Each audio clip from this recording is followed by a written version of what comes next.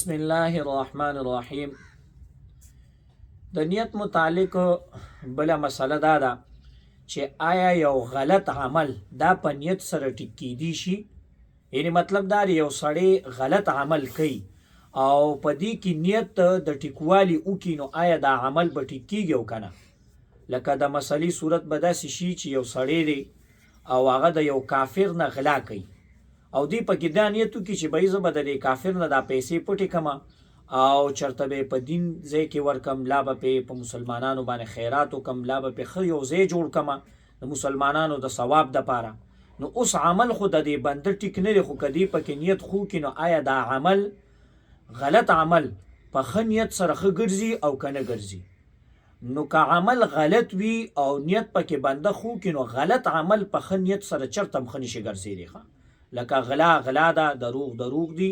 د دروغو متعلق خو انشاءالله لږ وضاحت به کوو، کې لږه خبره شتي، خو عام دا نور غلط اعمال چې کوم دي چې شریعت د هغې نه منع کړې ده، که په دې کې سړی د ټیک عمل نیت وکړي نو په نیت سره دا عمل دا نه ټیک کېږي.